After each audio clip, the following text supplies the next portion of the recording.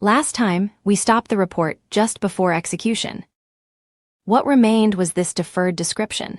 Take 3, after sorting, after summing, after grouping, after filtering a source.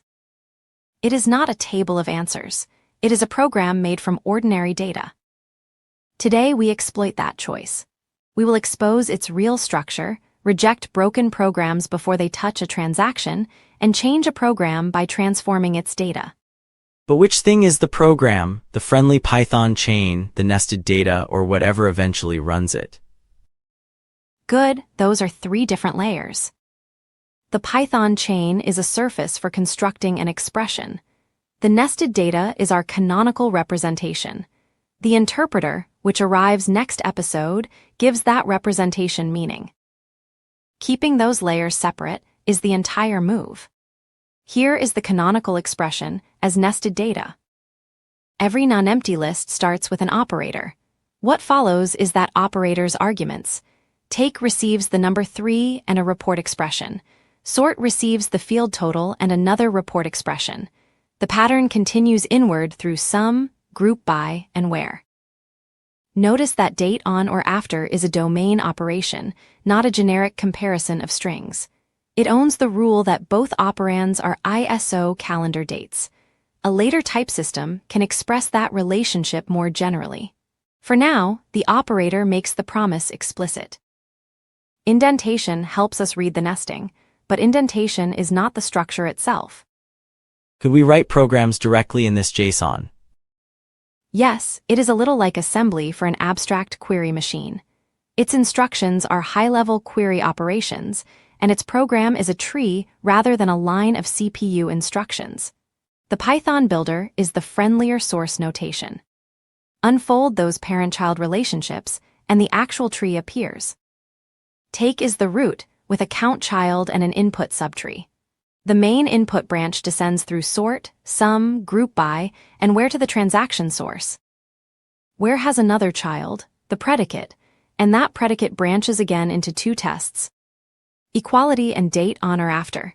Each has a field expression and a literal. This is what abstract syntax tree means here. The JSON, the compact parenthesized form, and the Python builder are different views or constructors for this same branching object. Keep this layout in mind.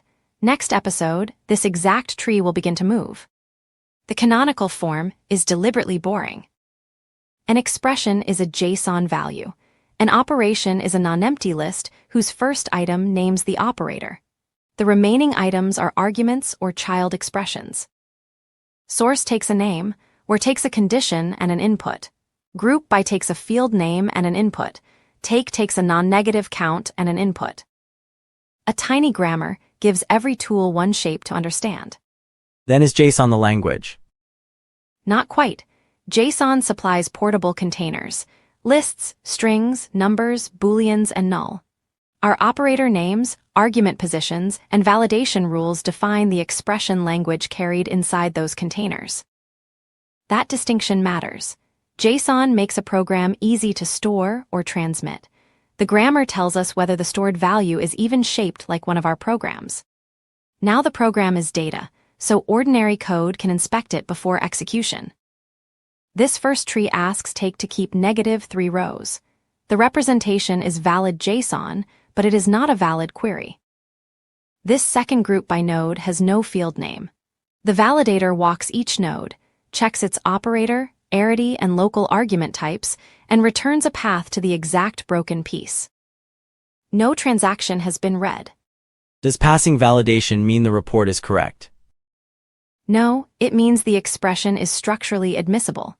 A well-shaped query can still ask the wrong business question, name a field absent from a particular dataset, or cost far too much to run.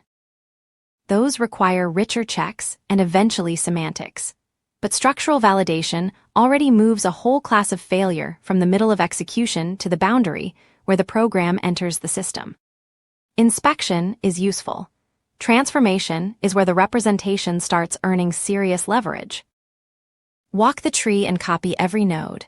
When the walker reaches group by, a small pattern recognizes the literal customer and binds the entire input subtree. The replacement changes only that key to region. The outer take, sort, and some nodes do not care. The filter beneath it does not care. The original program remains unchanged, and the copied program passes through the same validator. We just wrote a program that edits another program. Yes, and because the target is a small data structure, that editor can be small, testable, and independent of the Python surface that created the tree. The same pattern supports adding safety limits, renaming fields, simplifying redundant conditions, recording provenance, or translating one version of a language into the next. This is the practical force behind programs as data. A canonical representation does not force one presentation. For machines and storage, print the tree as JSON.